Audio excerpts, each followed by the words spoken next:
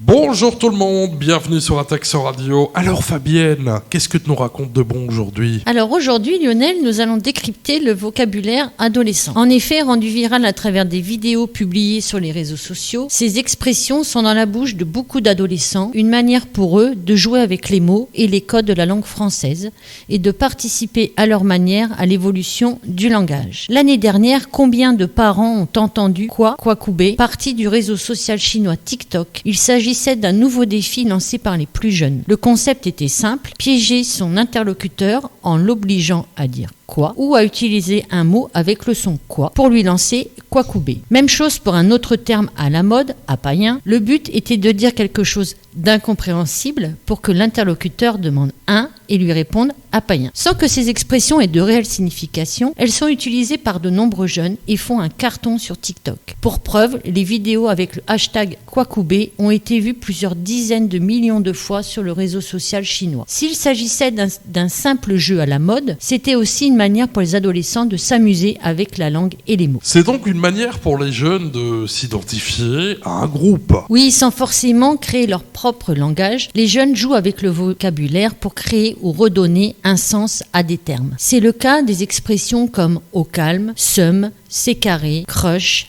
Askip, Miskin. Les ados ont parfois besoin de désigner de nouvelles choses, mais utilisent aussi la langue pour s'identifier à un groupe, analyse Ophélie Ferrara, enseignante en sciences du langage à l'université Sorbonne Nouvelle. Cela leur permet de s'intégrer à un groupe d'amis, voire de s'identifier à une génération au sens large. Mais c'est aussi, pour les adolescents, une manière de se distinguer des adultes, de ne pas pouvoir être compris des membres extérieurs du groupe, ce qui se fait par exemple beaucoup au collège, où on s'amuse de voir le professeur ne pas comprendre ce qui est en train de se dire. Ils sont aussi dans un âge où ils se sentent un peu plus libres de jouer avec la langue et ses injonctions. C'est le moment où s'affirme, on se cherche, on veut se distinguer des membres extérieurs et des personnes plus âgées ou qui ont de l'autorité. Wesh Fabienne, chaque génération investit donc ses codes. Oui, un phénomène qui n'est pas propre à cette génération, mais qui semble plus visible car il est démultiplié par les réseaux sociaux et ne se cantonne plus à la cour du collège ou du lycée. On le voit davantage car c'est écrit ça reste. Il y a beaucoup d'interactions entre différents groupes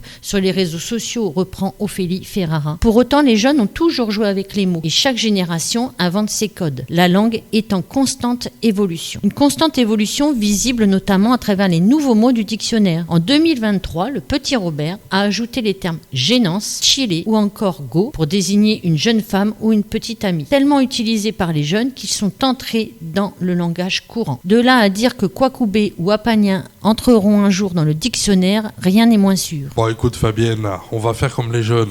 Allez viens ma Kaira, on va boire un café. Allez à très vite sur Atax.